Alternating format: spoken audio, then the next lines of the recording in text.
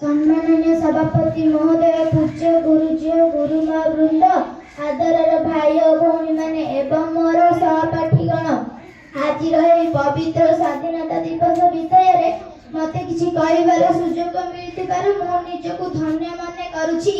आज होछि 79तम स्वाधीनता दिवस। एई दिनटी आम भारत पई बहुत गर्व और गौरवर दिन।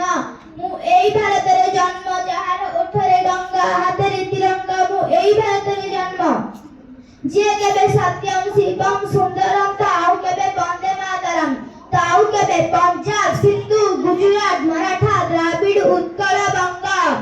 अटल जी ने कहा था भारत कोई भूमि का टुकड़ा नहीं है, एक जीता जगता राष्ट्र पुरुष है। यह बंधन की धरती है, अभिनंदन की धरती है। यह अर्पण की भूमि है, ये तर्पण की भूमि है। इसकी नदी नदी हमारे लिए गंगा है, इसकी कंकड़ कंकड़ हमारे लिए शंकर है। हम जिएंगे तो इस भारत के लिए और मरेंगे तो इस भारत के लिए। हम मरने के बाद भी गंगा जल में बहाती हुई हमारी हस्तियों को कान लगाकर सुनेगा तो एक ही आवाज आएगी, भारत माता की जय। 1600 मसीहा ईस्ट इंडिया कंपनी जरिए सेमान हम भारत को धीरे धीरे वाणिज्य सह शासन मध्य कले।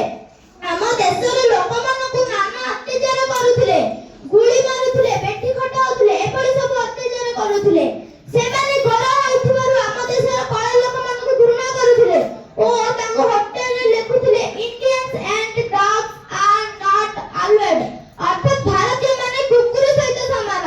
1919 मसीहा एप्रिल मास 13 तारिख दिन पंजाब रो अमृतसर जालियानवाला बाग ठारे प्राय 20,000 लोकंकर एक शांतिपूर्ण सभा होउथिला। 1921 मसीहा रे असहयोग आंदोलन रे नेतृत्व नेते गांधीजी कहिथिले डू और डाई, अर्थात करब मर। आम राज्य ओडिसा गोपबंधु दास असहयोग आंदोलन नेतृत्व नेइथिले। से कहिथिले विश्वमरदा एते से माटिरे देशवासी चलु नाको चिठिरे, देशरे साहित्य पठिते बिगाड़ सुरु करि कहि मोर मांस हाड़। सुभाष चंद्र बोस सदाबेले कहथिले give me what I give will your freedom, मते रक्त दियो मु तुमको स्वाधीनता देबी।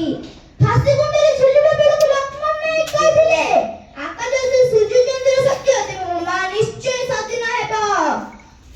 लाल बहादुर शास्त्री कहिते जय जवान जय किसान। एपरि हम भारत कथे दुख सही शेषरे 1947 मसीहा अगस्त 15 रे हम स्वाधीन हेलु।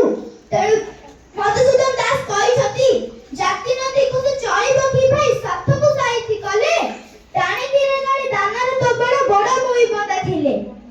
आमे स्वाधीन हेलु सत, किंतु दुखर विषय है कि गोटे नारी राज्य अथले दूरर कथा दिन दीपहर समय कि एकाकी निर्भय जीवासिबा करि पारे नाही। आम समाज रे नारी मानक पय केते गर्व ओ केते सुरक्षा ओ केते सम्मान रही अछि। तेणु ए कि कहछि जे नुहे मु अपना नुहे मु दुर्बल नुहे माटी रे झिया डरी जीवी नाही हारी जीवी नाही देखि बंधु कर मुह।